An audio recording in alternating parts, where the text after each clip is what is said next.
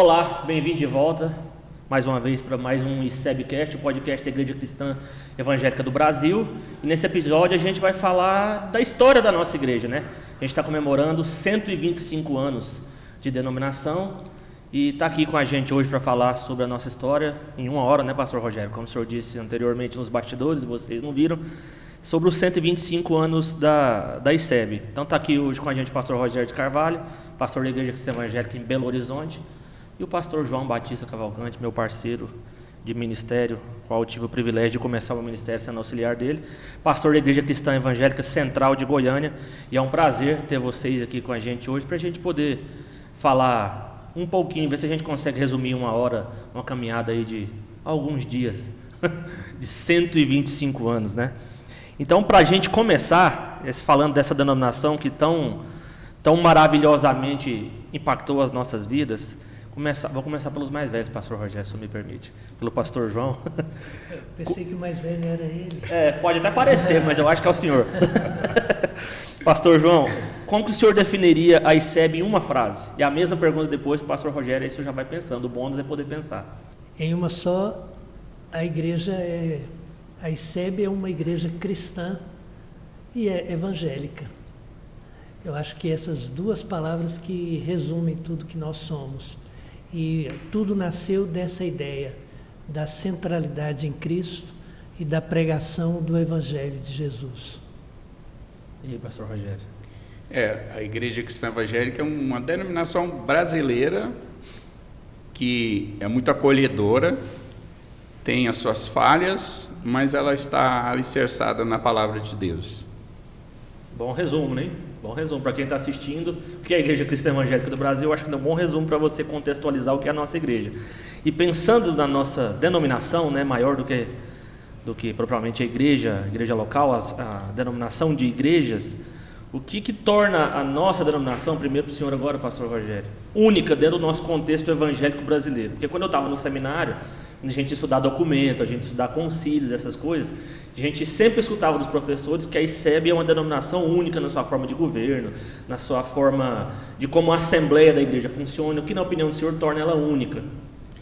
O que torna ela única é a origem. E, veja bem, nós temos diversas denominações que chegaram aqui com o protestantismo de imigração. Isso no final do século XVIII, início do XIX, mas final do século XVIII. Então chega os congregacionais, o Dr. Cali, depois chega os presbiterianos, chega metodistas, depois batistas, e a igreja cristã evangélica, ela nasce nesse contexto, mas nasce apesar de um dos dois missionários iniciais serem estrangeiros, um deles, talvez o principal, o Frederic Charles Glass, converte aqui no Brasil, e a partir dessa conversão, então, vai se criando uma igreja brasileira. Depois, um pouco mais tarde, vamos falar sobre isso, o governo vai ser passado para a mão dos brasileiros, de pastores brasileiros.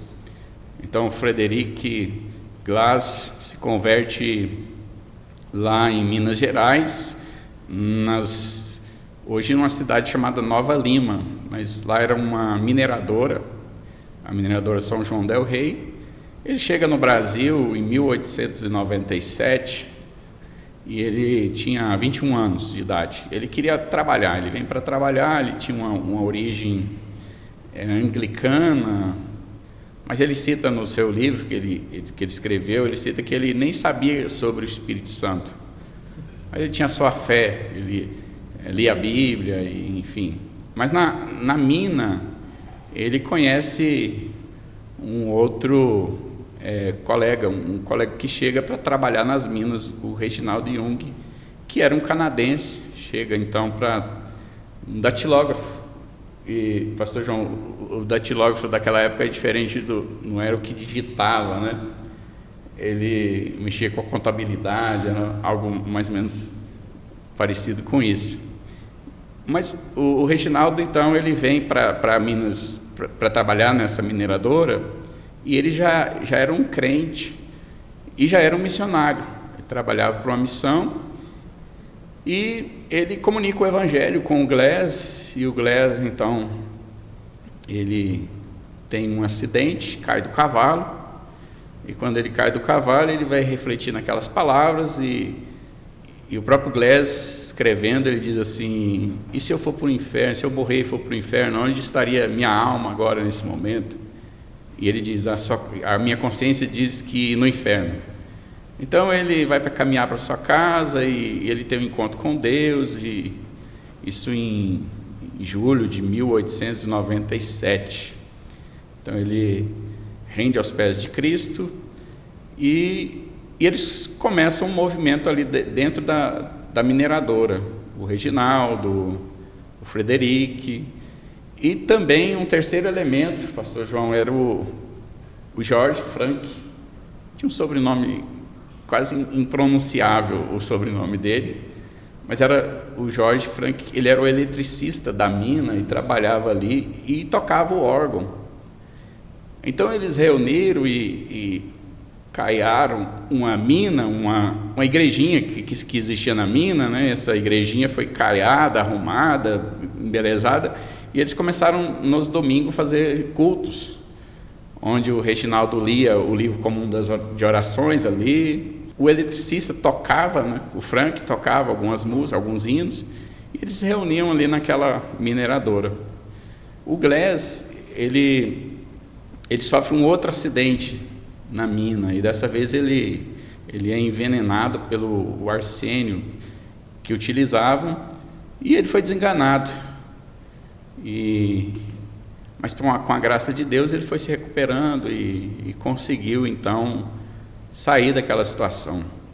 E é interessante que o pessoal, ele descobriu que ele queria sair para algo maior. Ele diz: eu não fui salvo para ficar aqui dentro ou para ficar trabalhando, eu fui salvo para algo maior. Isso é muito marcante, que às vezes as pessoas convertem e ficam nas igrejas, e tudo bem, mas o Glass tinha assim: eu converti para algo maior, eu quero fazer algo mais pelo evangelho.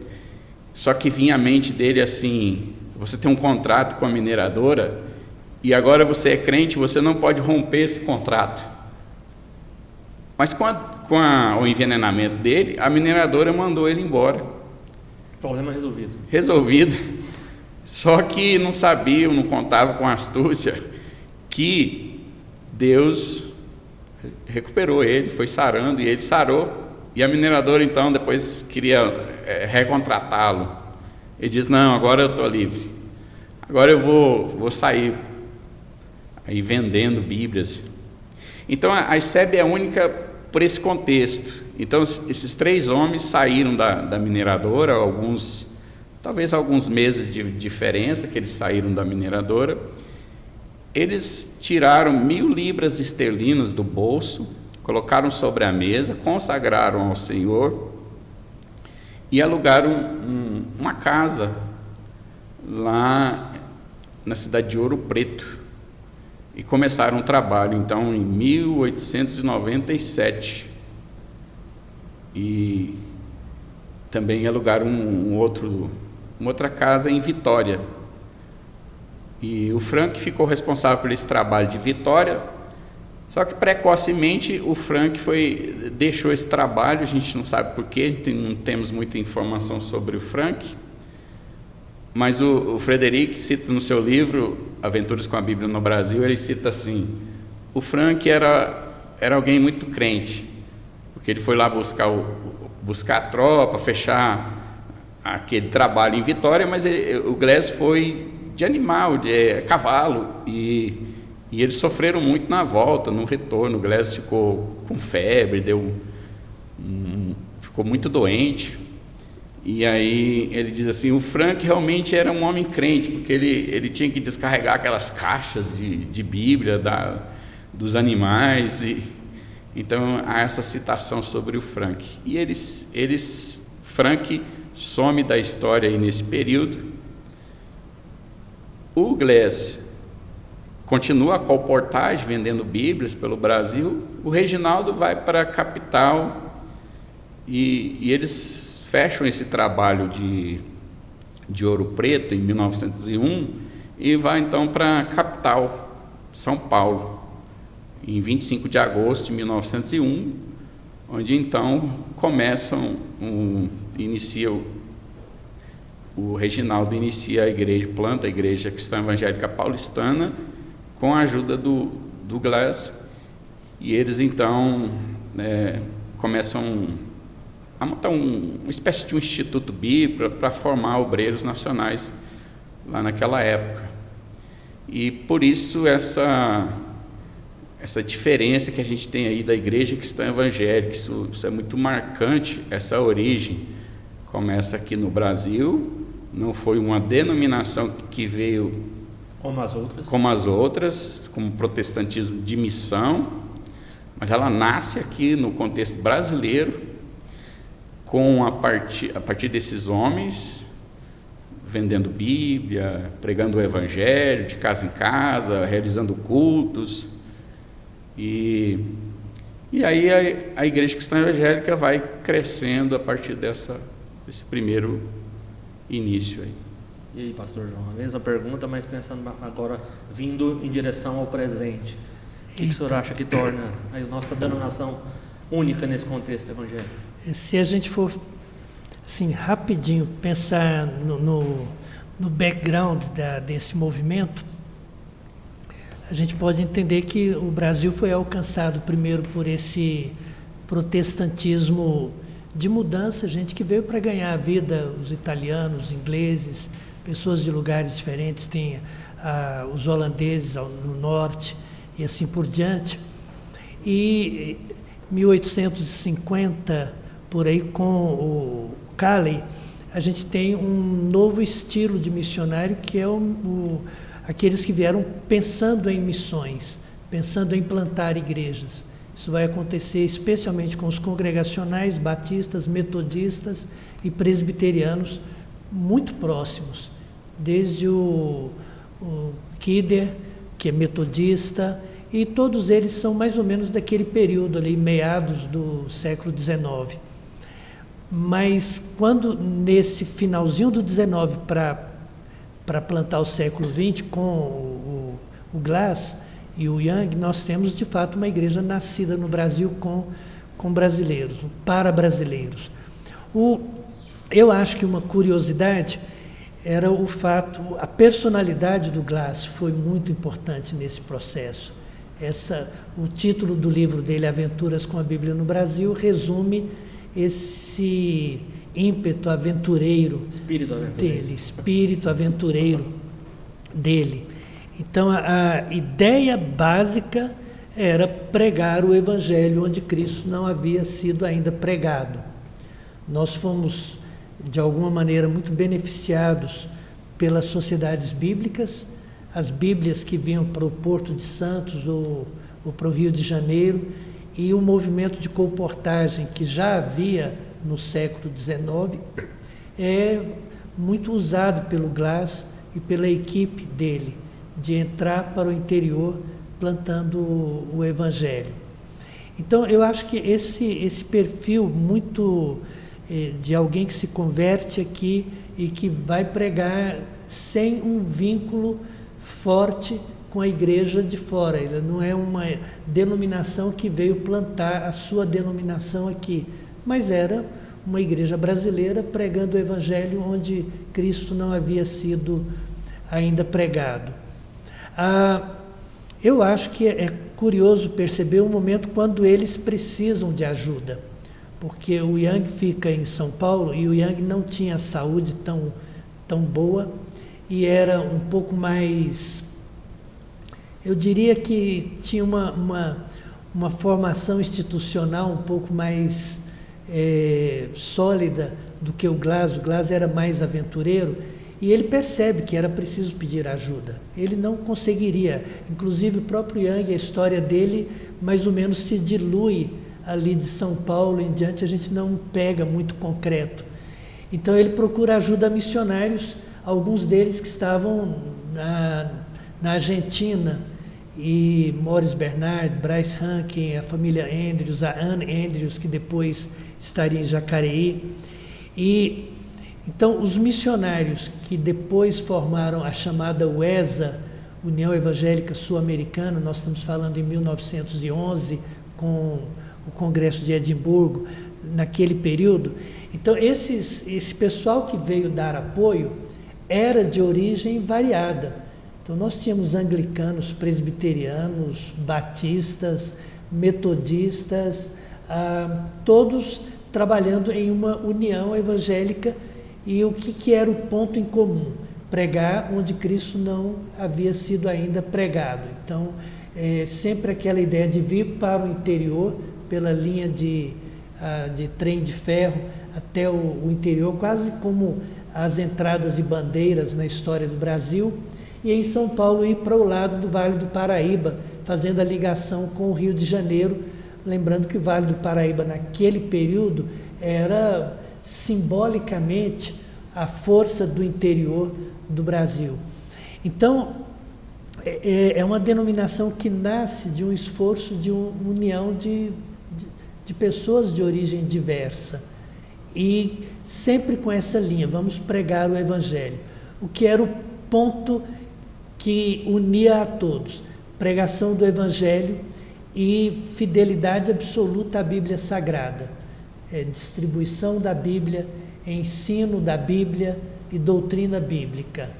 Então nós somos uma denominação, por isso eu falo por natureza, nascida para pregar o Evangelho, centrada em Cristo e absolutamente comprometida com o estudo da Bíblia. Os missionários então logo iniciaram o Instituto Bíblico do Brasil, em São Paulo, o Instituto Bíblico Mineiro, em Belo Horizonte, o Instituto Bíblico Goiano, aqui em Anápolis. Depois, esses missionários trabalhavam também com os congregacionais, e havia o Instituto da Pedra de Guaratiba, um outro em Recife, e a ideia toda era essa: ensinar a Bíblia, formar a escola dominical como base, distribuir as Sagradas Escrituras, acreditando que a fé vem pelo ouvir a palavra de Deus.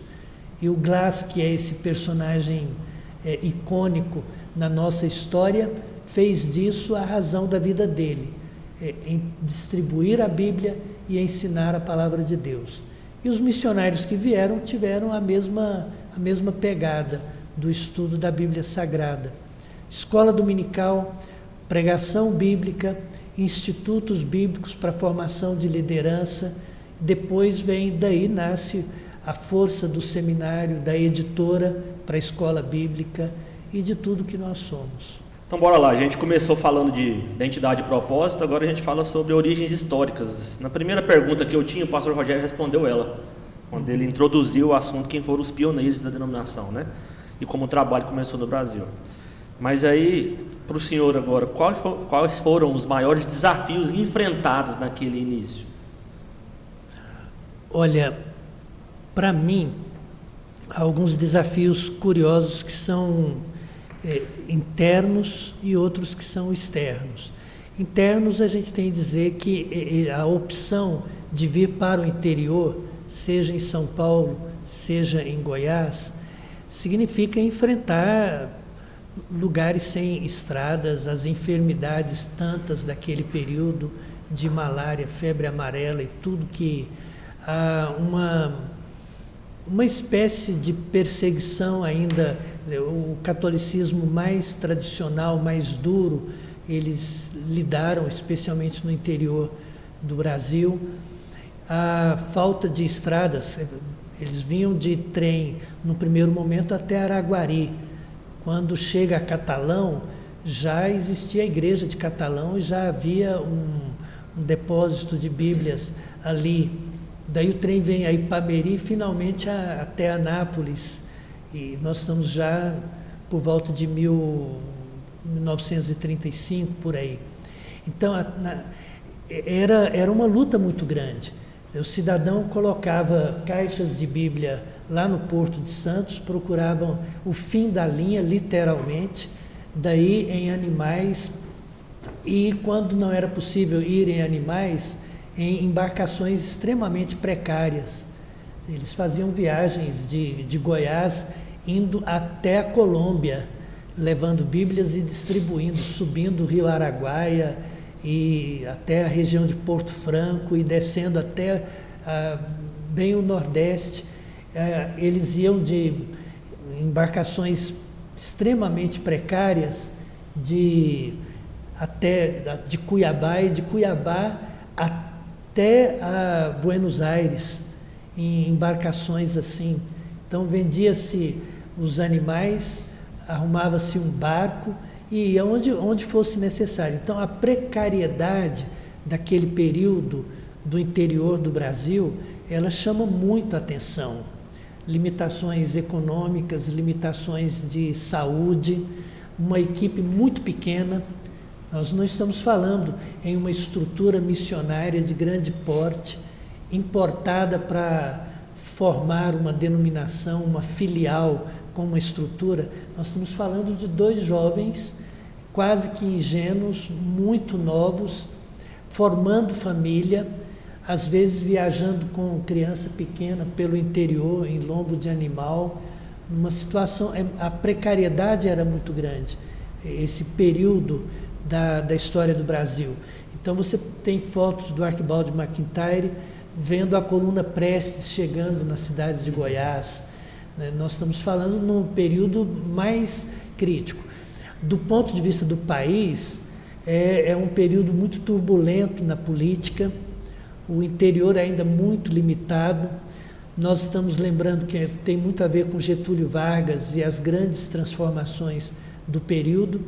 E pensando no cenário internacional, a formação da Igreja Cristã, até a união com os congregacionais, acontece entre o período da Primeira e da Segunda Guerra Mundial. Então você tem todo esse trabalho, essa aventura que a gente está falando, alcança todo o período da Primeira Guerra. Isso significa limitação para chegar a recursos, alimentação, etc. Tem um intervalo e o seminário aqui é fundado, toda a associação evangélica, as igrejas, boa parte delas, são fundadas durante o período da Segunda Guerra Mundial, de 39 a 45. A guerra termina, acho que setembro de 45. E se considerar que foi com as armas nucleares, dia 9 de agosto de 45. Pois é, todo esse é o contexto de pregação. Então não há recursos de fora. Depois desse período, do final dos anos 30 para 40, é verdade que houve uma entrada de recursos, especialmente dos Estados Unidos, porque há uma diferença do pós-guerra americano e o pós-guerra europeu. O pós-guerra americano foi um pós-guerra, com todo respeito, mas um pós-guerra relativamente rico. Os americanos mais se enriqueceram com a guerra do que se empobreceram, mas o Reino Unido, ele pagou a guerra, ele financiou a guerra foi ali dentro, no quintal deles. Então o pós-guerra é muito pobre, toda aquela região da Europa sofreu bastante. Significa que as igrejas mantenedoras de missionários viviam um período mais crítico, de falta de recurso mesmo. E os missionários pioneiros nossos, geralmente vinham da Europa. Só meados dos anos 30 em diante que a gente tem o Arthur Wesley Arquibaldi, o pessoal que vem com algum recurso americano, mas aí já é um período que tem a ver com educação, é um período que tem a ver com uma nova fase, inclusive que caminha para o desligamento da UISCB. Então, na minha visão, as dificuldades incluem fatores geográficos e históricos internos, fatores do país e algumas questões internacionais que tiveram um efeito muito grande na formação da igreja brasileira, da igreja cristã evangélica do Brasil. Eu acho que o fato de que as outras denominações vieram se estabelecer nos locais onde as nossas igrejas haviam sido plantadas, também foi um fator que dificultou. Primeiro porque eles vinham com estrutura, faziam templos e formavam igrejas. Então, durante um tempo, nós fomos chamados de galinha que ciscava, uma galinha cega que ciscava para outra comer. Então, muito do trabalho nosso na origem era trabalho de pregação que não incluía formar igrejas e estrutura. Então, eu chamaria isso de fogo amigo. A gente não tem como lamentar que igrejas presbiterianas, batistas, metodistas foram formadas como fruto do trabalho desses missionários. Mas do ponto de vista de formação denominacional, houve sim uma perda. Além da dificuldade de identidade. Que igreja é essa? Porque por muito tempo eles teimaram em dizer que nós éramos apenas evangélicos. É uma igreja evangélica. De que denominação? Nenhuma, nós somos de uma igreja evangélica. Só nos anos 30, já perto do final dos anos 30, que eles tomam a decisão mais firme de dizer não dá para não ser uma denominação, para ter uma identidade, um nome, a gente tem que assumir isso. Então, eu acredito que essas são algumas das dificuldades que me vêm assim à mente direto. Pensando em tudo que o pastor João falou, pastor Rogério que é um apaixonado em história, principalmente a nossa, né? Para você que está assistindo, siga no Instagram, Museu Virtual da ICEB, é uma ideia do coração do pastor Rogério, ele alimenta lá. Por vezes eu me pego emocionado vendo algumas coisas lá que tem a ver comigo, e não tem, né? Tem a ver sim com a minha história, como eu cheguei até aqui. Pastor Rogério, no meio disso tudo, pensando, pode ser do jeito que o senhor quiser, em qualquer momento desses 125 anos, tem algum episódio marcante nesse período que, na opinião do senhor, vale a pena ser lembrado? Tem vários episódios marcantes, né? Mas o Glass, quando esteve em Santa Cruz, ele escreve assim, 3 casos sem solução. Os 3 casos aconteceram na cidade de Santa Cruz. O Manuel Barra, a Dona Maria e o João, que era cego. Então, o primeiro, o Manuel Barra. Em Santa Cruz, eles tiveram muita oposição, e essa oposição dos católicos. Cidade extremamente católica, que tinha um padroeiro, que era São Sebastião, e havia uma festa, e já tinha alguns crentes naquela região, na cidade de Santa Cruz. O evangelho chega ali em 1904. Então, em 1904, um crente, um novo convertido, inexperiente, não discipulado ainda, ele joga uma imagem de São Sebastião depois que passou a procissão do santo da cidade. Então ele provocou um pouco mais essa reação aí dos católicos. E o padre que conduzia aquela paróquia chamou ali 200 homens armados, e o prefeito da cidade, era talvez um intendente, né, da cidade, chamado assim, o que governava, chamou 200 homens, e era o seu Lobo, e ele vai atrás dos crentes e queria matar todo mundo, e eles estavam planejando amarrar o Glass num cavalo e sair com ele da cidade. E o ex-sacristão, que já havia convertido, o Benedito, ele se converte. Isso também provocou um pouco mais aí nessa inflamação.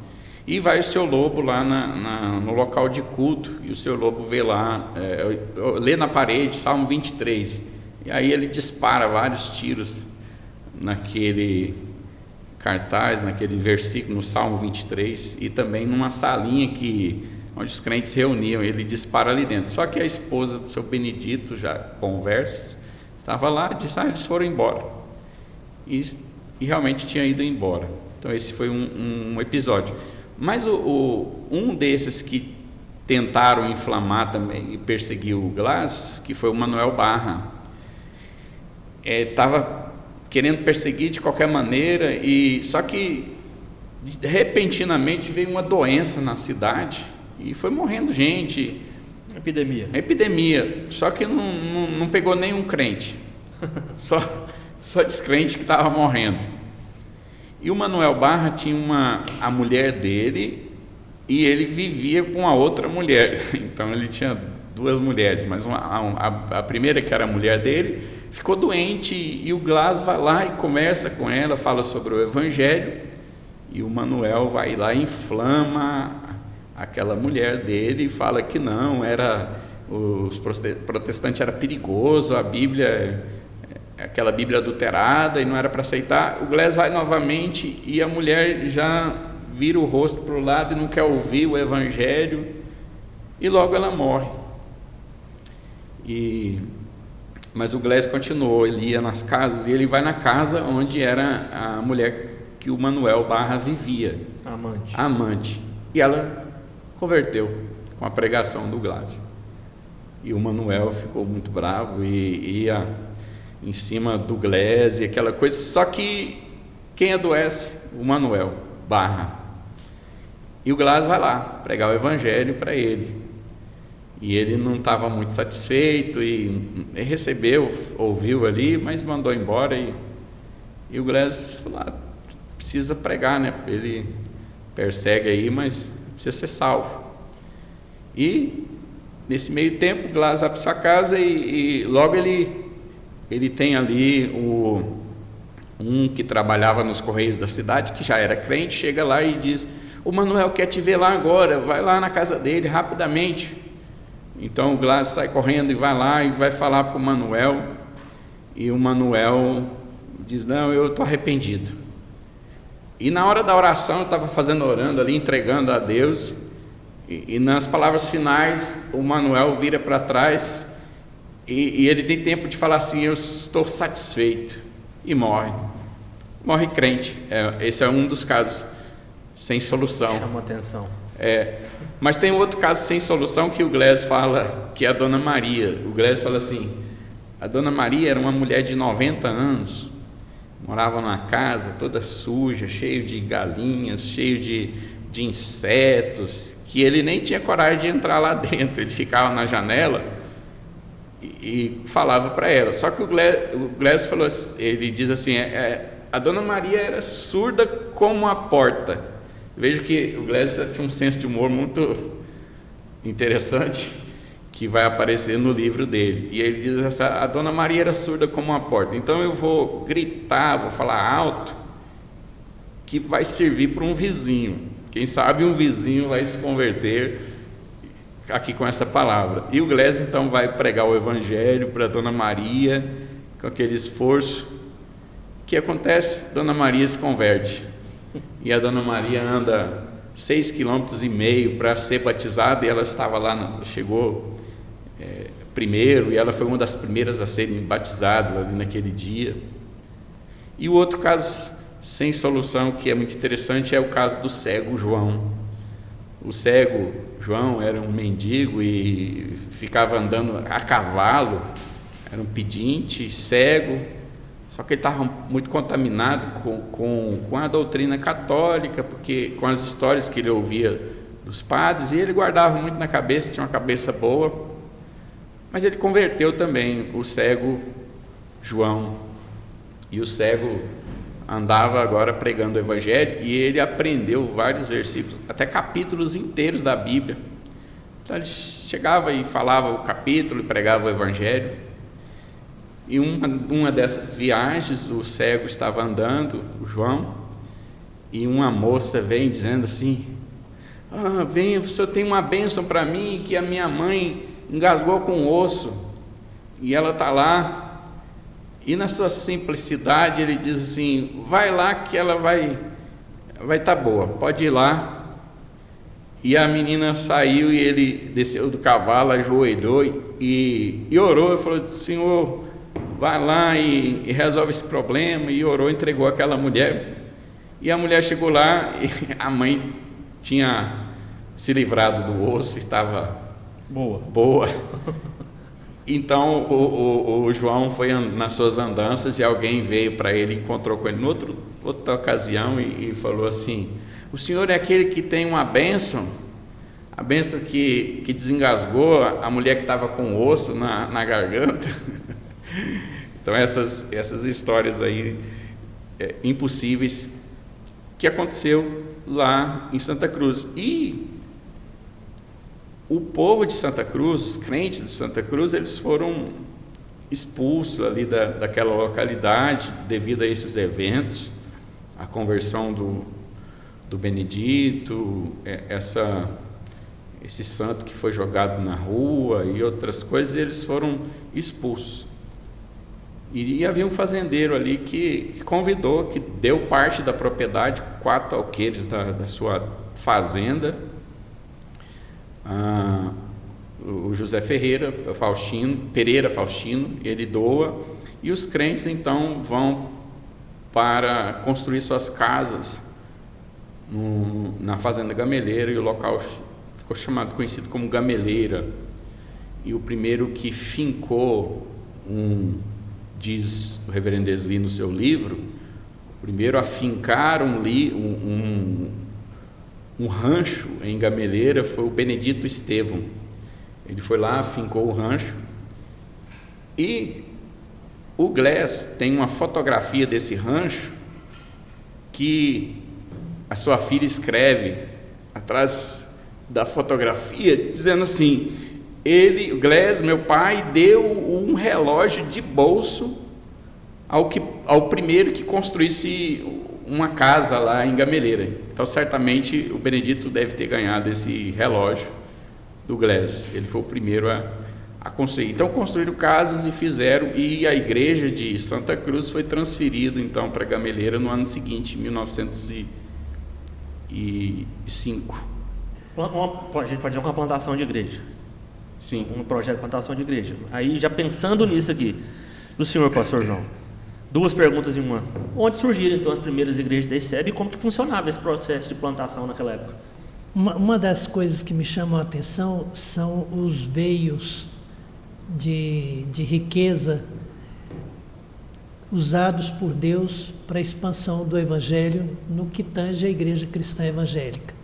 Então, a Igreja Cristã é mais do que Goiás. Mas quando a gente pensa de Catalão, a cidade de Goiás, então Santa Cruz se tornou uma sede daquela região por muitos anos, e onde também uma igreja foi plantada, que depois se mudou para hoje Cristianópolis. Mas esse caminho que ia Santa Cruz, Cristianópolis, Pouso Alto,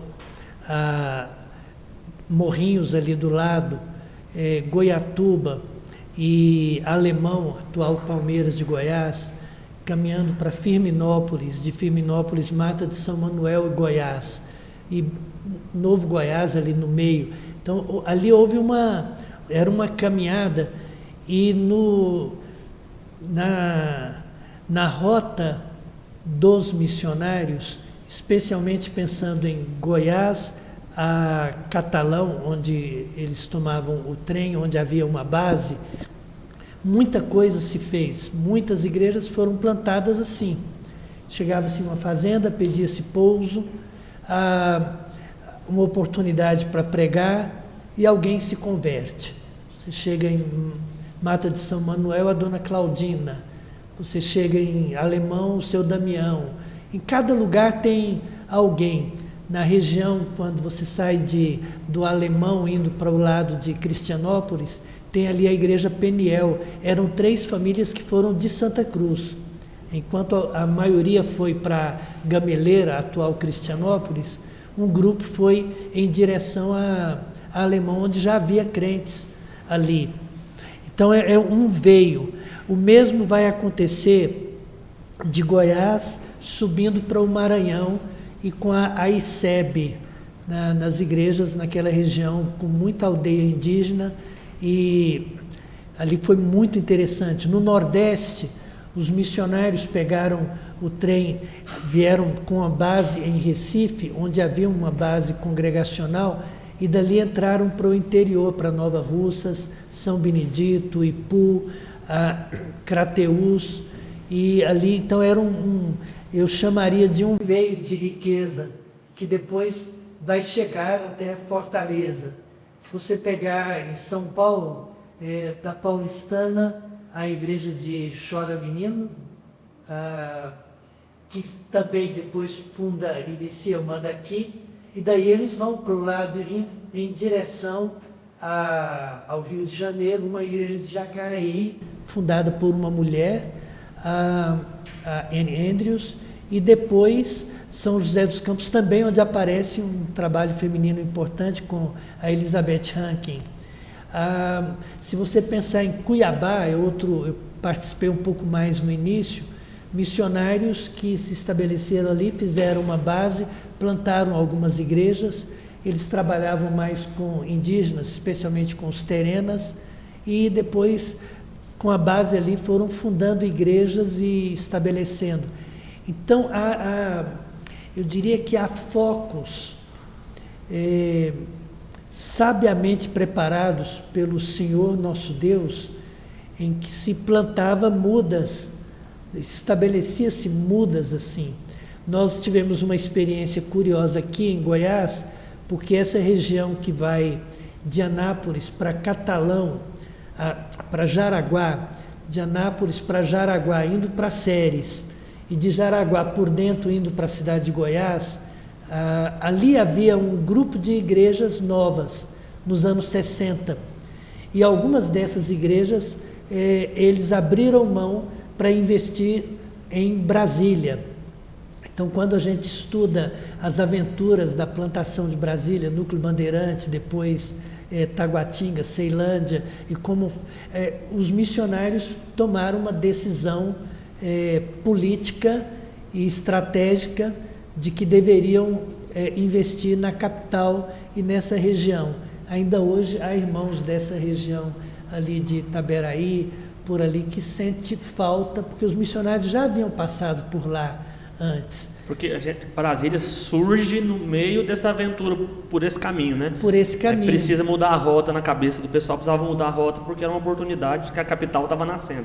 Os meus pais vieram do Nordeste a primeira vez para morar em Ceres, na colônia agrícola, onde nós estabelecemos igrejas ali. Então havia Ceres, Uruaçu. O primeiro ministério dos primeiros missionários seminaristas nossos foram ali, naquela região. Os meus pais depois vieram para Jaraguá. Em Jaraguá, eles foram pastoreados pelo Roberto Grant, pelos missionários que faziam dali uma extensão. Os seminaristas iam de Anápolis, os missionários também.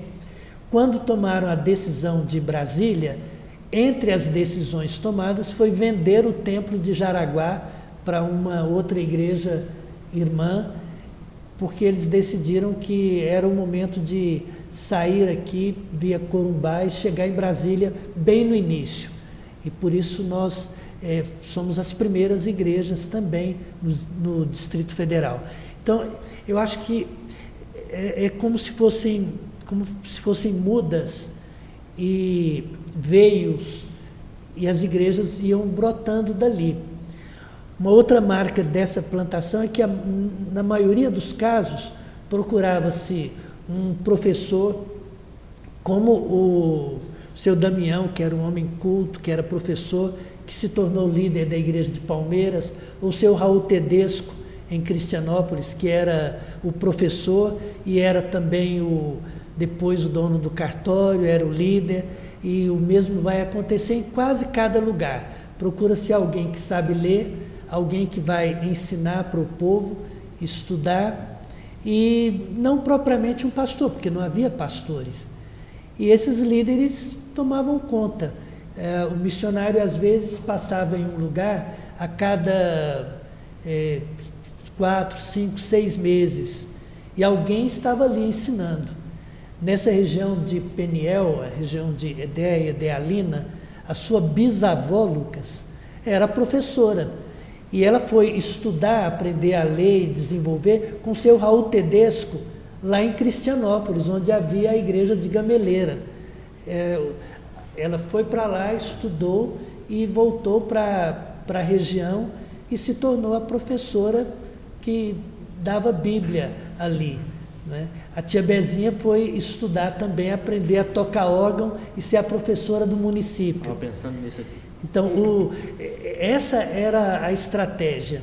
Era porque, enquanto os católicos faziam as procissões, rezas e decoravam, lembrando que o país era um país de analfabetos, os evangélicos fizeram opção pela Bíblia.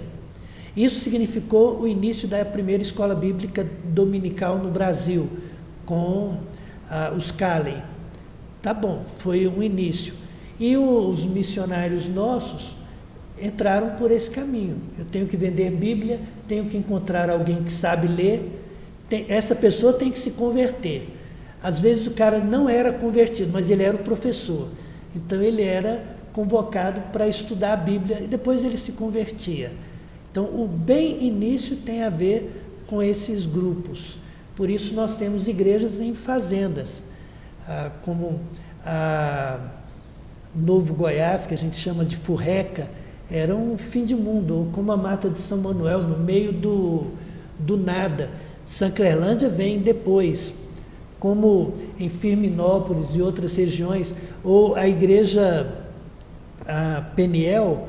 Então, as igrejas estão no Córrego Fundo, no Pouso Molhado, na Fazenda Bucaina, na região de Santa Rita, e só depois nas cidades de Edéia, Idealina, Varjão. A Cesarina vem já bem recente, depois, né? Bem depois. Então, a ideia era essa, de plantar, onde eles paravam, evangelizava-se e plantava-se igreja. Agora falando sobre nome, identidade e evolução, né, da ICEP, pensando um pouquinho mais depois desse tanto de história aí. Por muito tempo a gente ouviu duas expressões, Igreja Cristã Evangélica do Brasil e Igreja Cristã Evangélica no Brasil. O senhor viveu esse período, né, pastor João? Sim. O senhor não, né, pastor Rogério? Não. O senhor está mais novinho, mas está igual eu. Rapaz, é muito jovem. Eu sou da idade, da fase nova da ICEP, sou de 79. Sou de 88, estou bem mais para frente. Pastor, como é que foi isso? Você pode explicar a diferença entre elas? Bom, o nome Igreja Cristã Evangélica nasce nos anos 30, a definição, o batismo. E nós nos unimos aos congregacionais em 42. Com a união com os congregacionais, essa região aqui passou a ser chamada de Junta Regional do Centro. E essa região foi a região onde houve um investimento maior da chamada UES americana, do apoio americano, pensando no seminário, na Associação Educativa Evangélica, tinha uma ligação com o Hospital Evangélico e assim por diante. Então houve uma influência americana nesse período. E os missionários ingleses concentraram um pouco mais com os congregacionais e costuraram essa união. Então havia a UISCB, União das Igrejas Cristãs Evangélicas e Congregacionais do Brasil. Nós éramos uma só, a partir de 42. Os congregacionais estavam muito fortes na região do Rio, descendo até um pouco do sul, Paraná, e subindo para o Nordeste, especialmente com base em Pernambuco. A Igreja Cristã Evangélica tinha Goiás, iniciando depois Brasília, mas especialmente Goiás, com a Junta Regional do Centro, e estavam surgindo as primeiras igrejas lá no Nordeste, chamados para o lado do Ceará. Nesse tempo que o senhor disse na pergunta anterior que o pessoal tira o foco de ir para Itaberaí, que o senhor da Itaberaí vai para Brasília, já estava separado? Já nos anos 60, não, a gente estava junto com os congregacionais. Não, junto com os congregacionais, mas essas duas denominações? As duas denominações formando uma só, certo? De 42 a 66, 67, na verdade, /68.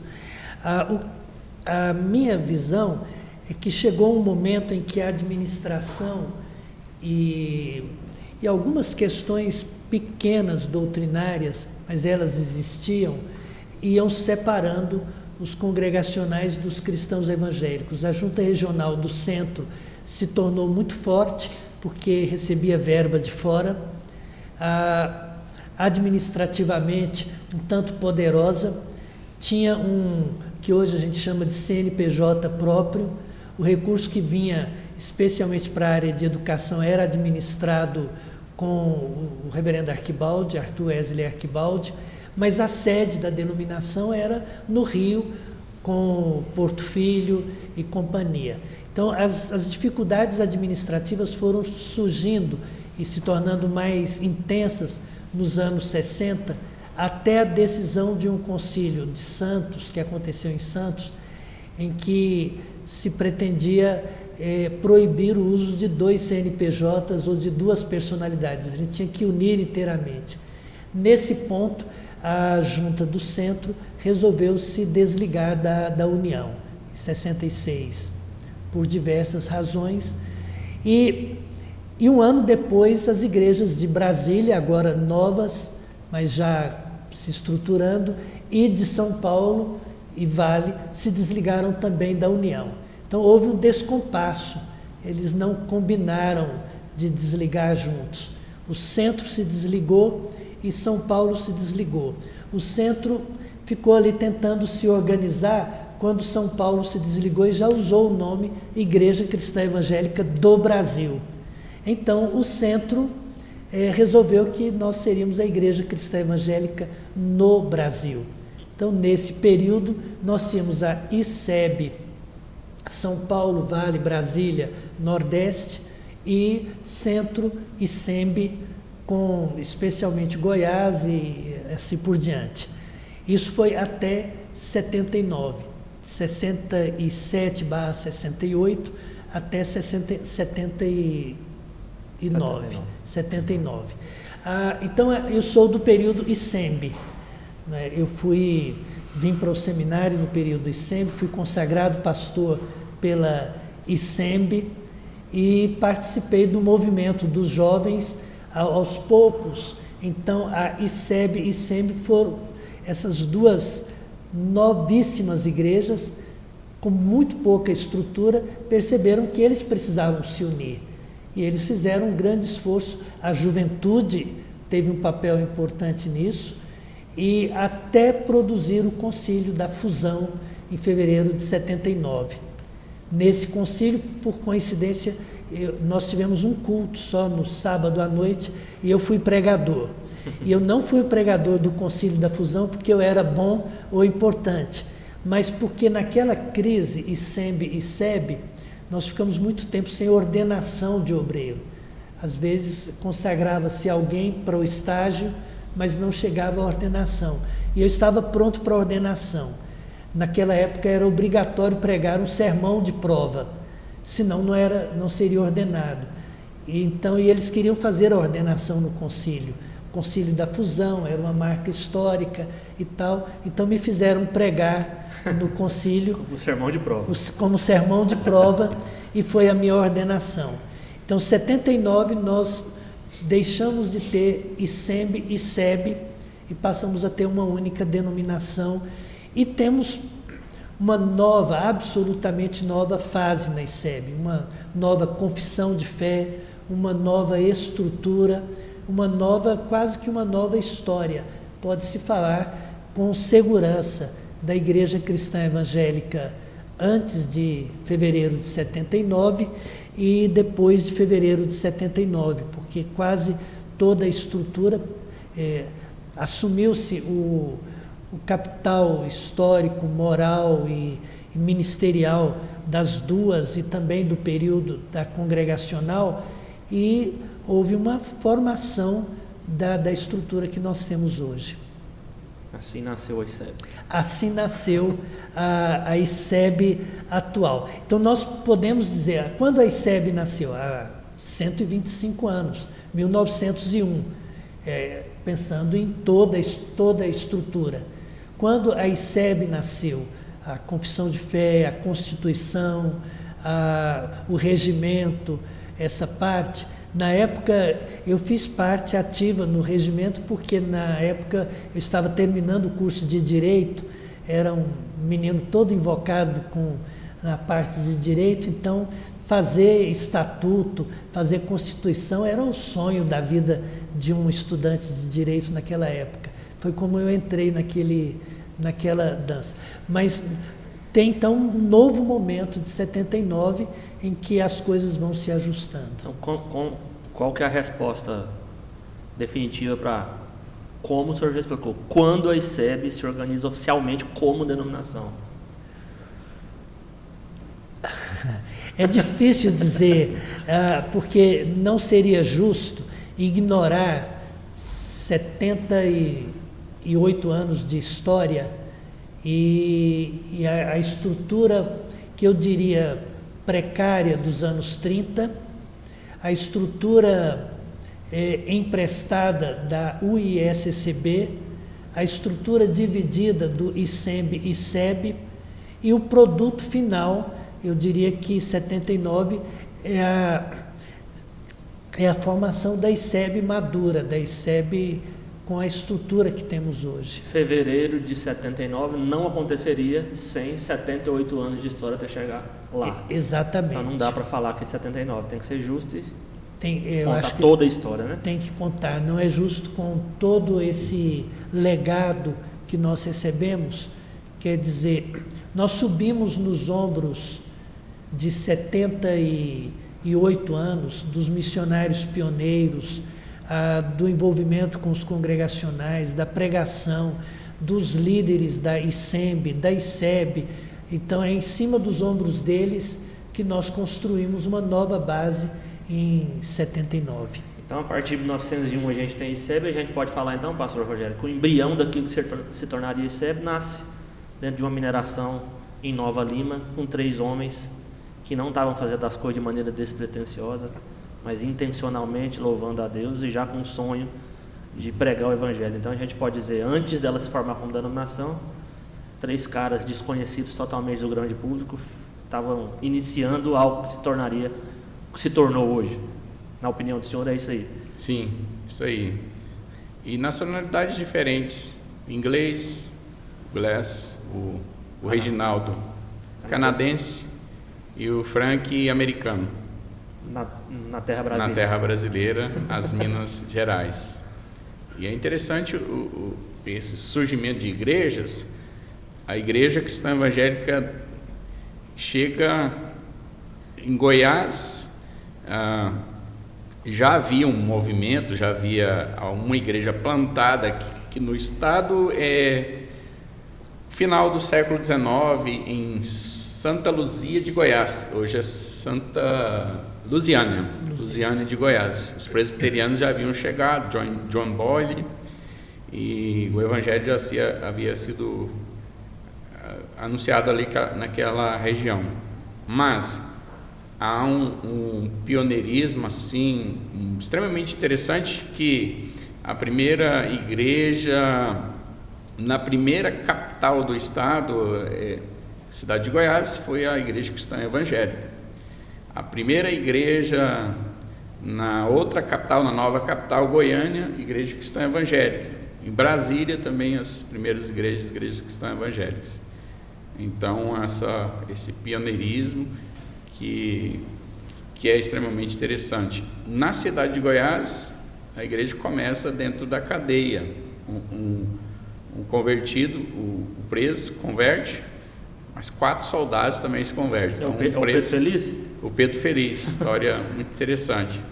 Pedro Feliz se converte dentro da cadeia e se torna depois o primeiro diácono da igreja, quando ele sai de cumprir a pena e sai da cadeia. Muito interessante. Agora, passando um pouquinho, a gente chegou a 79, a gente uniu a ICEB, mas eu acho que a gente vai ter que voltar um pouquinho, mas não falando propriamente das igrejas, falando da nossa estrutura denominacional, da expansão. Quais foram as primeiras casas e instituições fundadas pela denominação? Eu vou deixar vocês ter liberdade para quem responde primeiro, ou quem quer começar. Bom, pensando em casas, é o seminário. O seminário nasce a partir da vinda do Arthur Wesley Archibald, e o sonho dele era formar uma espécie de Divinity School, um modelo de universidade americana com a Divinity School, e o seminário seria algo parecido com isso. O Dr. Fanstoni já estava aqui com o Hospital Evangélico, foi quem o recebeu. Em, acho que 36, o Arquibaldi vai ao concílio em Palmeiras para pedir autorização para formar o seminário. Ele seria muito inspirado no Instituto Bíblico da Pedra de Guaratiba, onde os congregacionais tinham a base. Aliás, esse era um dos pontos de tensão, porque nós estávamos nos unindo aos congregacionais que tinham um Instituto Bíblico muito forte, que formou vários dos nossos primeiros grandes pastores na ICEB que serviram aqui, inclusive no período da ICEMB, e houve a decisão de formar um Instituto Bíblico aqui no centro, em Anápolis. Então, o seminário tem essa etapa e ele nasce exatamente no contexto da guerra, por isso que eles têm que se mudar para a Chácara Boa Semente, depois tomar posse do terreno que aí está, construir os primeiros prédios, e o seminário segue. Ainda perto disso, um pouco mais já nos anos 60, a gente tem um Instituto Cristão Evangélico, chamado inicialmente de Abrigo. Ele nasce lá na Igreja Central de Goiânia. Uma menina que pede abrigamento para o pastor, reverendo Varizo, que morava na casa pastoral ali ao lado do templo, e resolve-se construir um abrigo ali na Avenida Perimetral, no setor Coimbra, atual setor Coimbra, que funcionou. Eu me lembro do abrigo nos anos, ainda no final, talvez 69, 70, eu preguei lá, eu era menino de uns 10 anos, mas nós tínhamos um trabalho de Liga Juvenil lá no abrigo, quando morava um pessoal lá cuidando do local, porque o abrigo se mudou para Anápolis e aos poucos se tornou a estrutura que tem o chamado Lar Cristão Evangélico. Acho que oficialmente ainda é Instituto Cristão Evangélico. E a editora nasce como resultado de um trabalho de escola dominical.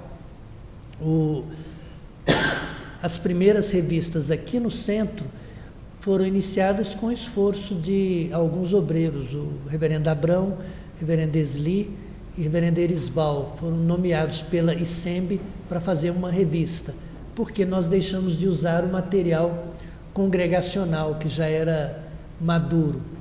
E, posteriormente, acho que foi na administração do pastor João Arantes, que a Igreja de São José dos Campos tinha uma revista também, então eles juntaram esse material e o departamento de escola dominical tomou forma. Naquele período, eu era pastor na Vila Nova e me tornei o diretor do departamento, porque o João Arantes foi eleito presidente. Então, durante um período, a minha equipe era em São José dos Campos, eu vivia no ônibus daqui para lá. Foi quando começamos a primeira revista de juniores e o primeiro trabalho de adolescentes. Me lembro a primeira de adolescentes, eu escrevi as lições e datilografei, e ainda foram feitas em lenotipo, numa tipografia. A gente estava começando o material, mas já com a equipe de São José dos Campos. E em 84 eu assumi o seminário e o pastor Barnett foi para São José dos Campos. E foi quando ele foi convidado para assumir o departamento de escola dominical e transformar numa editora. E o resto o pessoal sabe, porque foi uma explosão. O trabalho cresceu de uma maneira extraordinária, a qualidade do material que nós já produzíamos antes, a qualidade aumentou imensamente. O trabalho infantil, que tinha uma revista na época, se transformou numa coisa extraordinária, porque foram brotando revistas e materiais, etc.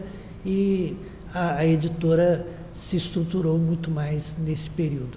Então a editora já acontece nos anos 80, mas eu acho que já no início da segunda metade dos anos 80.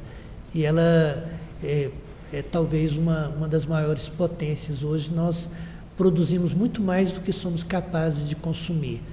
No início, a primeira revista era para a gente. As lições ainda foram feitas com mimeógrafo a álcool, as primeiras lições, para resolver a falta do material congregacional.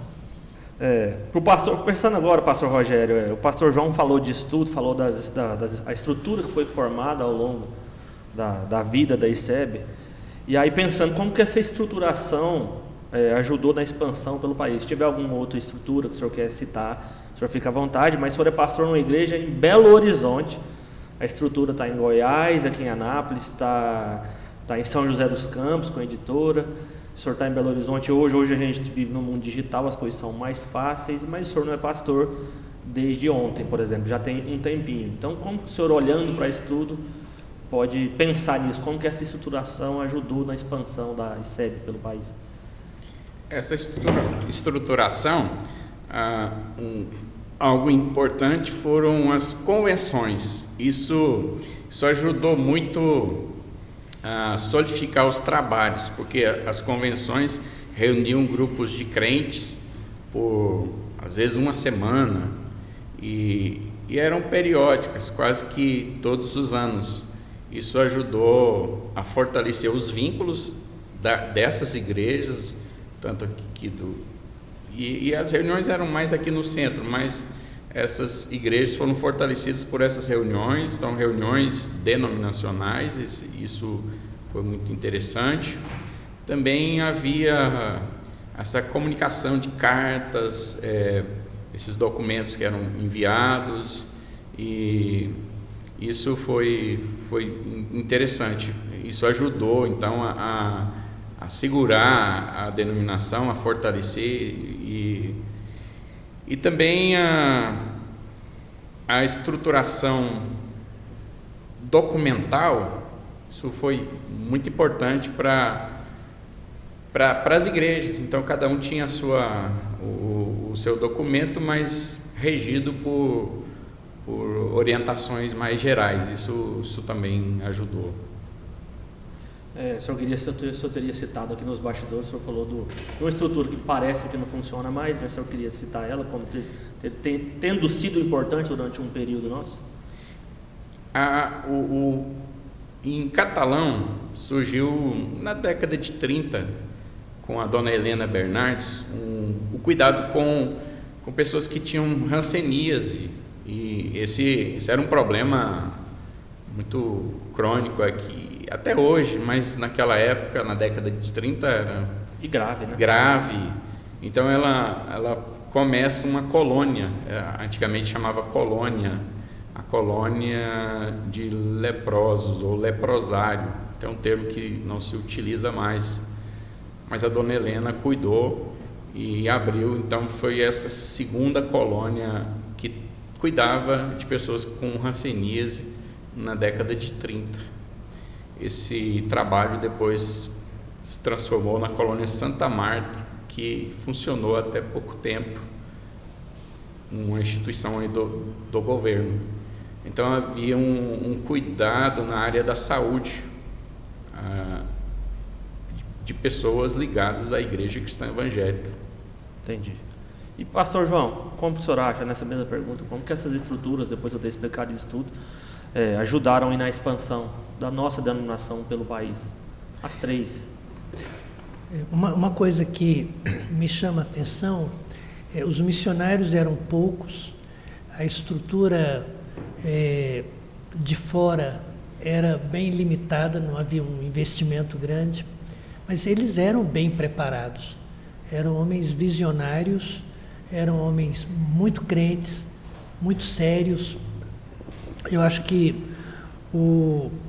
a gente não pode subestimar a importância da dignidade e da seriedade dos missionários britânicos e americanos e canadenses que trabalharam conosco. A gente não tem um histórico de escândalo, de confusão. Eles eram extremamente gentis, eles souberam fazer a transição para a liderança de brasileiros com muita facilidade, não tinham dificuldade de trabalhar sob a liderança de brasileiros. Que eles mesmos formaram. Que eles mesmos formaram.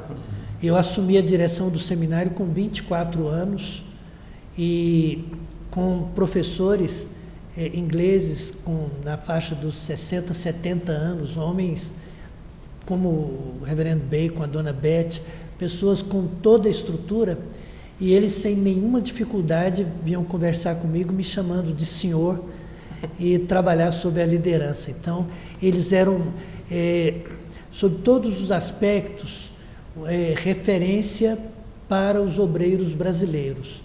Nós temos as limitações, eles eram humanos, mas foram uma referência importante, não apenas de piedade, também de piedade, mas também de estrutura acadêmica, de experiência.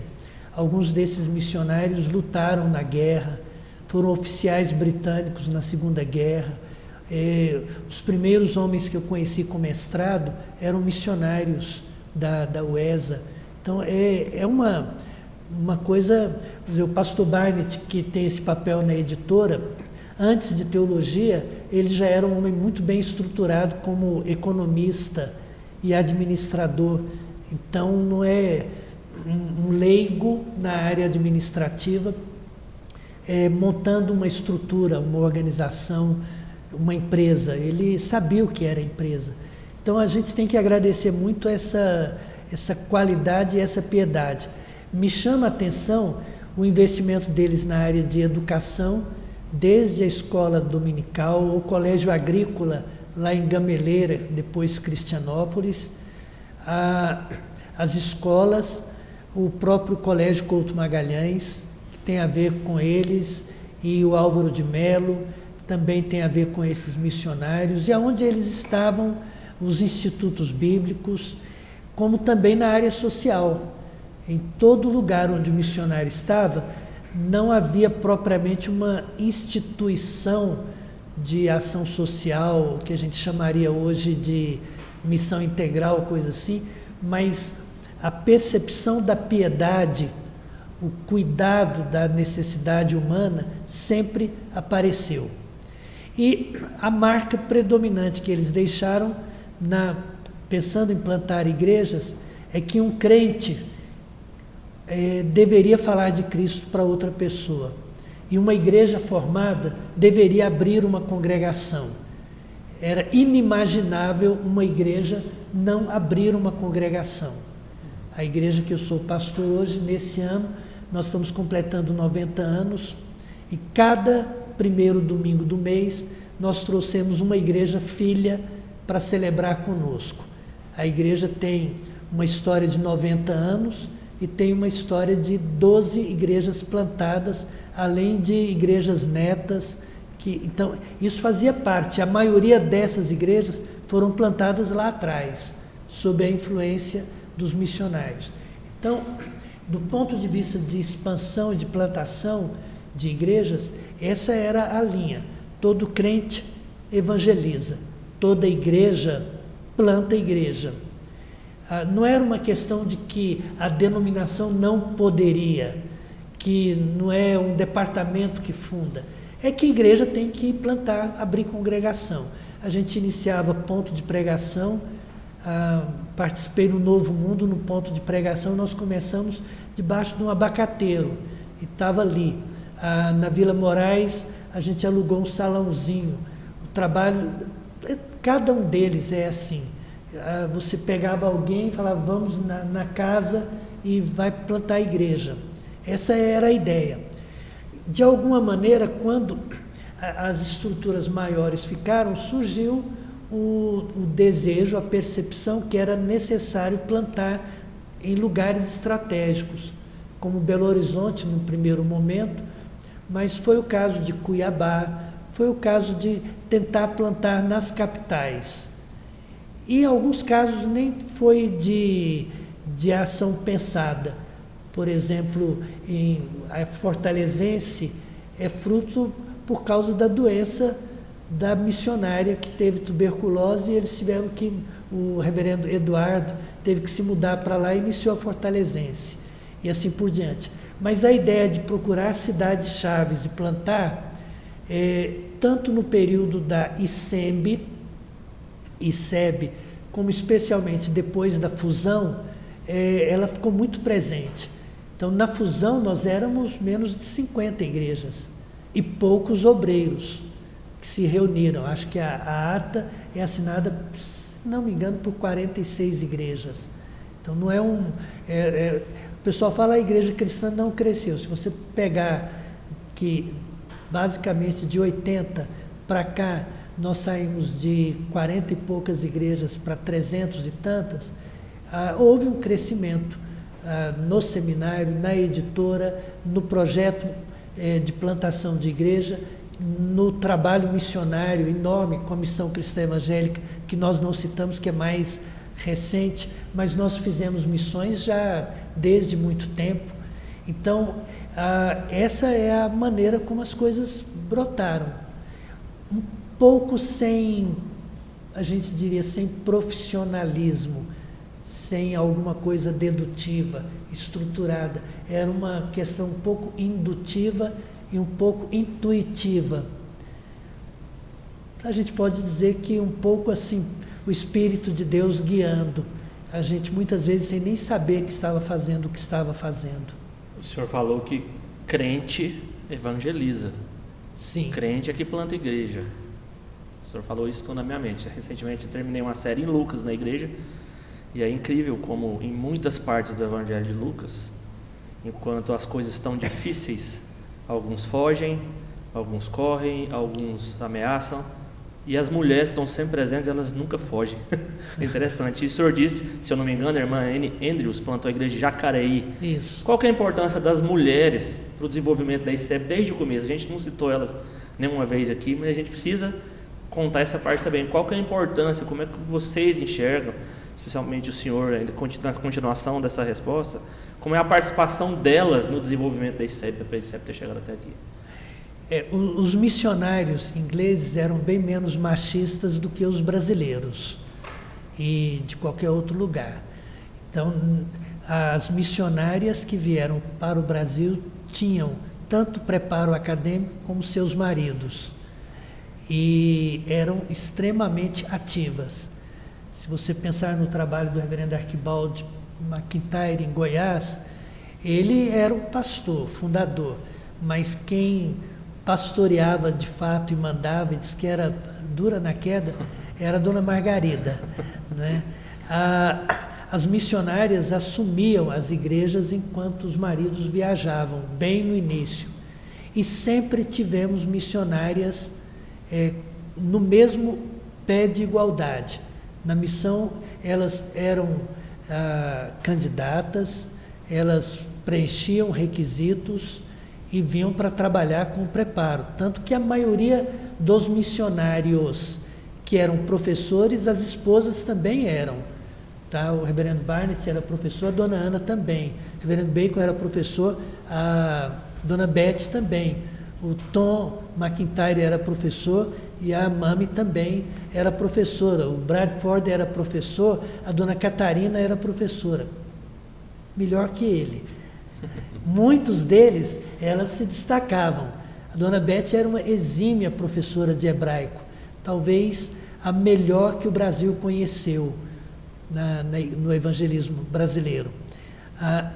Então, seja para a plantação de igreja, para o trabalho social, como a dona Bonina lá em Morrinhos, gente, em todas as áreas, as mulheres tiveram uma ação muito direta, muito atuante.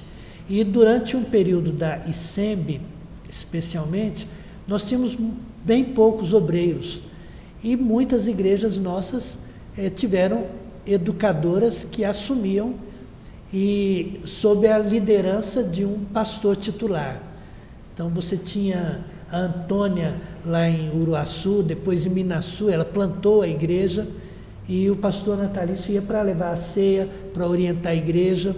E nós temos uma enormidade, uma grande variedade de casos. Aqui em Goiás, em São Paulo, Vale, no Nordeste, a Tuti Sobrinho, que era muito famosa, uma das melhores professoras que a gente teve, e assim por diante.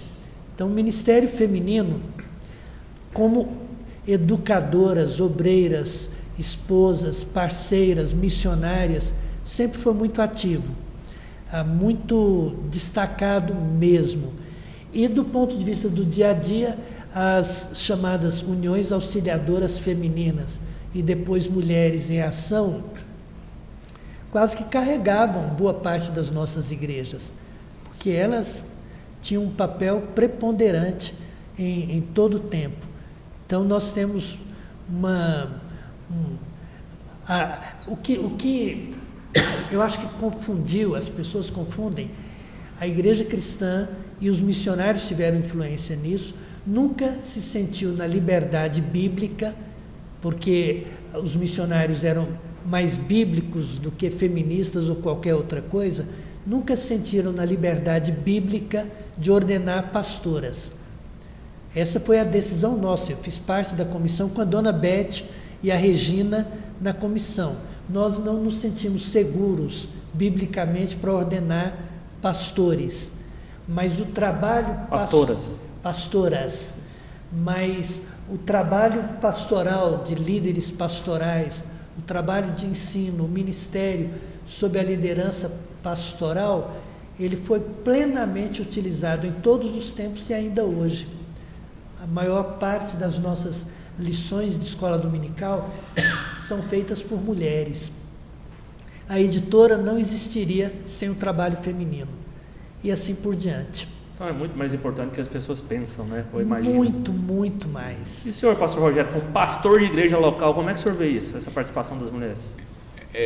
Eu quero destacar aqui também as mulheres no início, a Kate, por exemplo, a esposa do Reginaldo. Kate escrevia os relatórios, e um dos relatórios, em 1903, ela escreve assim: no Brasil, nós estamos aqui no nosso 3º ano, indo para o 4º ano, e Deus tem abençoado o nosso trabalho, e nós temos 7 igrejas em 4 estados brasileiros, isso em 1903. Outro destaque importante do Ministério Feminino foram as 2 esposas que Glass teve. A primeira, ela vai falecer em 1917, Dorothy Glass. Eles casam em 1907 e em 1917 ela falece de tuberculose. Mas ela teve um papel extremamente importante nesse trabalho aí de plantação de igrejas. Eles tiveram 6 filhos e ela cuidava dos filhos e tinha esse papel tão importante, mas ela é pouco lembrada ou quase nunca mencionada. Às vezes alguma fotografia dela a gente vê segurando um bebê, mas ela teve esse papel importante. A segunda esposa, quando por volta de 1923, 24, o Glass estava viúvo, casa novamente com a Fanny. A Fanny assume os filhos e tem mais uma outra filha, então 7 filhos no total. A Fanny, Fanny era viúva e herdou uma quantia considerável, e ela usou o dinheiro para financiar as viagens aí do Glass. Glass tinha aparelho de projeção colorido na década de 30. Imagina bancado isso, por ela. bancado por ela, câmera fotográfica, Gramofone, e ele tinha uma série de equipamentos, e ela foi extremamente importante. Então eu vejo que as mulheres são extremamente importantes na nossa denominação. Elas fazem um trabalho extremamente importante, e às vezes a gente, com medo desse movimento que está por aí, a gente fica receoso até de elogiar. até de elogiar. Então a gente acaba cometendo esse pecado aí, mas as mulheres atuam e atuaram ao longo da nossa história, estão aí presentes e reúnem, né, podemos dizer, semanalmente nas diversas igrejas da ICEP. Falando das convenções, das nossas convenções espirituais, né? A gente teve, nem sei quantas, precisar quantas, vocês podem precisar quantas, mas como surgiram, Pastor João, como surgiram as primeiras convenções da ICEP? Imagino que não foi por agora, o pessoal tem uma ideia que é por agora, que a gente faz um culto aqui no seminário, cheio de gente, mas quando eu era menino eu escutava meus avós falando, os meus pais, das convenções em Cristianópolis e Palmeiras, mas o pastor Rogério contou as histórias lá. Eu imagino que tenha convenção, ou pelo menos algo que a gente pode chamar de convenção, antes de Gameleira, ou não? Como é que funciona isso? Bom, as convenções, elas foram inspiradas no movimento Keswick, lá no Reino Unido, lá na Europa. Então,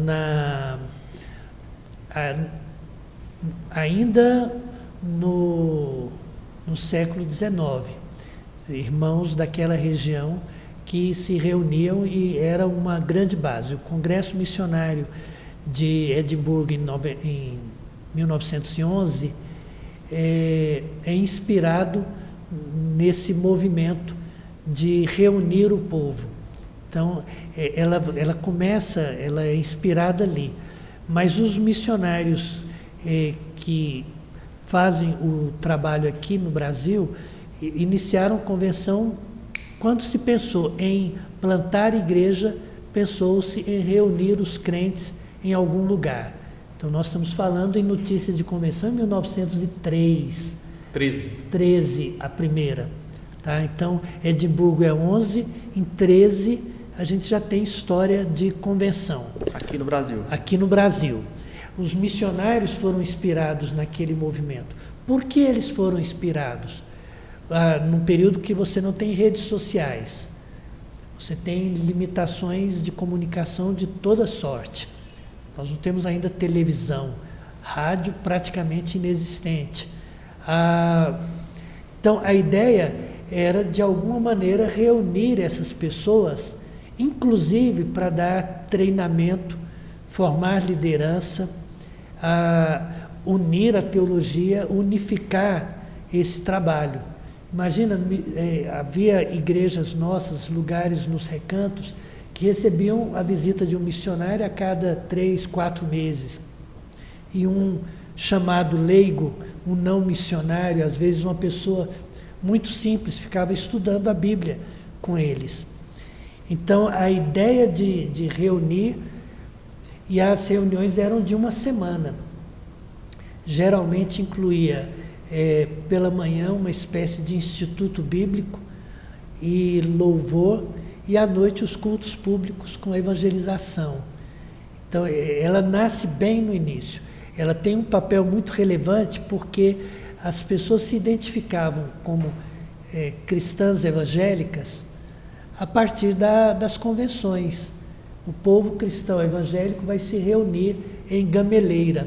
Então, carro de boi de todo lugar, e depois começaram a fazer reunião também em Palmeiras e em outros lugares. Mas a ideia vem daí. E, junto com a ideia das convenções que envolviam todo mundo, já começaram a surgir os encontros de jovens, os chamados retiros. Também são bem antigos. Nos anos da UISCB, a Junta Regional do Centro tinha uma mocidade extremamente forte. E a UISCB tinha uma diretoria nacional que eu quase diria poderosa, com ação política muito forte, com estrutura administrativa, com gente muito bem formada e uma estrutura documental. Eles tinham carteirinha de membro, tinha estatuto próprio, tinha um regimento que todo jovem cristão evangélico deveria fazer, e parte disso era se reunir para organizar, mobilizar e criar unidade nas igrejas espalhadas por todo lugar. Então, as convenções, os retiros, depois os encontros das mulheres e assim por diante, foram fundamentais. Eu acho que nós confundimos, porque nos anos 60,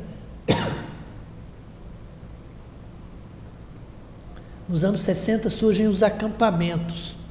E o acampamento tem um outro formato. Então, as pessoas imaginam o acampamento por natureza, desde os acampamentos Palavra da Vida e outros, tem uma dinâmica, uma pegada mais jovial, com muita dinâmica, brincadeiras, disputas, grupos. Eu lembro nos anos 70, aqui eu participei de um no seminário, grupo Pops, Potoca e Cebolinha, e era gincana e essa coisa. Essa pegada não é a origem dos nossos encontros. Os nossos encontros eram encontros de reciclagem, unidade, treinamento, formação, doutrina, louvor e adoração a Deus. Isso eu não estou dizendo que eu sou contra os acampamentos, é que eles tinham uma estrutura maior de início. E durante algum tempo nós tínhamos o retiro, chamado de retiro espiritual, e o acampamento. O retiro tinha aquela pegada doutrinária, de estudo, etc. O acampamento, um pouco mais divertido, de unir a moçada e também pregar. Então, tem uma história muito linda aí. E que desafios e frutos a gente pode destacar das convenções ao longo da história? Que desafios, que frutos o senhor enxerga, pastor Rogério, ao longo da história aí? Frutos foi a formação de obreiros, né? Era um laboratório ali. Uma inspiração? Tinha obreiros estrangeiros que estavam responsáveis pela pregação, mas os obreiros nacionais já foram desde o início escalados ali para dar o ensino, para pregar. Então, esse movimento das convenções, isso foi extremamente importante até para essa formação dos obreiros nacionais, e essa transição. Então, nós estamos falando de 1913, 1923 começa a se preparar para transferir o governo para os brasileiros. Ainda tem ali um estrangeiro ou outro no primeiro concílio goiano. Em 1928, então, tem o concílio da reorganização, onde entrega de fato aos brasileiros. Então, e as convenções serviram para treinar os crentes, treinar temas como, por exemplo, o Espírito Santo era abordado lá nas convenções, né? teologia sistemática. Então, tudo que a gente tem nas nossas revistas hoje. E os crentes eram alimentados, animados e voltavam para suas casas e para pregar o evangelho, e esse ânimo também da convenção era extremamente importante, e a gente não deve desprezar isso e utilizar disso, né? Quando crentes se reúnem, há uma animação, há um enlevo espiritual tão grande, tão bom isso, reunir crentes, aprender doutrina bíblica e voltar para a nossa casa, o dia a dia, a nossa vida. Já caminhando para o final do podcast aqui, vocês falaram de história, minha cabeça está aqui borbulhando de tanta informação, de curiosidade. Se eu pudesse, vocês nem saíam daqui, mas não é assim que funciona. A gente tem alguns livros, indicação de leitura aqui para quem quer aprofundar um pouco mais no assunto. Vamos começar pelo senhor, pastor Rogério, olhando para aquela câmera ali, por favor. Fale um pouquinho brevemente sobre esses dois livros que estão na mão do senhor e depois o pastor João sobre os outros dois. Esse é o livro escrito por Frederick Charles Glass, Aventuras com a Bíblia no Brasil. Ele extremamente bem escrito. O missionário vai contar toda a sua aventura, histórias interessantes do início do século XX. Você pode adquirir na nossa editora Cristã Evangélica, pelo site da editora. Esse outro livro é João Cavalcante, que está aqui do meu lado, escreveu. Esse é um livro que trata assim de forma mais abrangente toda a história nossa, desde o início, e algumas particularidades, algumas igrejas, e que vale a pena ser lido. Mas está esgotado, né? Vamos reeditar, fazer uma nova edição. Tem que fazer uma edição. Eu queria destacar esse do Rogério. A gente está fazendo, gente, jogo de compadres, sabe? Ele falou do meu livro, eu vou falar do dele. A curiosidade é que o Frederico Glass escreveu Aventuras com a Bíblia no Brasil e conta as suas aventuras, mas aqui o Rogério, ele tem uma visão curiosa do personagem, da pessoa do Glass, e com muita leveza, e é bem interessante. É um livro inteligente, fácil de ser lido, que vale a pena. E esse aqui do meu querido irmão, pastor Antônio Rodrigues da Silva, acho que é o nosso obreiro mais velho hoje, provavelmente, com mais de 90 anos, cabeça boa, e morando lá em São José dos Campos, e ele conta a história de dentro da plantação de algumas igrejas, uma ênfase grande na experiência de Brasília, mas a gente consegue ser quase caseiro, sabe? Aqui em casa aconteceu isso. Lá no seminário a gente vivia assim. A viagem para Brasília para iniciar o primeiro trabalho no Núcleo Bandeirante foi assim. Então é uma história contada por alguém vivo que participou da história. Muito interessante. Pastor, o título De Simples Semente, a Árvore Frondosa e Frutífera, demonstra um pouco da natureza dessa geração que ele faz parte. Pastor Rogério, uma palavra, o desafio, acho que é maior do que contar toda a história da ICEB em uma hora. Em uma palavra, o que os 125 anos da ICEB representam para o senhor? Eu acho que os 125 anos da ICEB, em uma palavra, é graça. Graça. Graça. O senhor já não tem graça para poder falar agora, pastor João. O senhor pode achar graça, mas graça já falou. Graça não. E para o senhor, em uma palavra, o que os 125 anos da ICEB representam para o senhor? Em uma palavra, é milagre. Milagre. A ICEB é um milagre de Deus, de um Deus extraordinário que age na vida do seu povo. Vocês nem combinaram, né? Não tem jeito de ter milagre sem graça. O milagre, a graça também. É isso mesmo. Bom demais. Foi um prazer passar esse tempo aqui com vocês. Eu sou grato a Deus pela vida e ministério de vocês dois. Que Jesus continue abençoando grandemente. Eu queria que vocês fizessem umas considerações finais, olhando para aquela câmera ali. Manda um recado para o pessoal que está assistindo a gente. E falando um pouquinho sobre o nosso assunto desse dia aqui também. Acho que você primeiro. Os mais velhos primeiro. 125 anos da Igreja Cristã Evangélica do Brasil. É uma igreja que tem uma história bonita, como vimos aqui alguns recortes. Uma história de milagres, de graça, da ação de Deus, como Deus atua em corações endurecidos, embrutecidos, corações que estão perdidos. Então vale a pena nós anunciarmos o Evangelho, e não só anunciar o Evangelho, como desde o princípio plantar igrejas.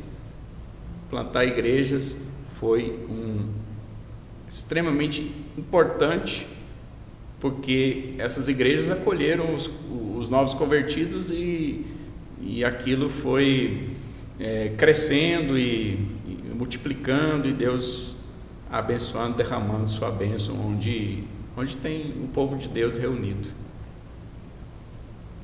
Acho que pensar nos 125 anos é pensar que uma geração contará a outra geração os feitos do Senhor.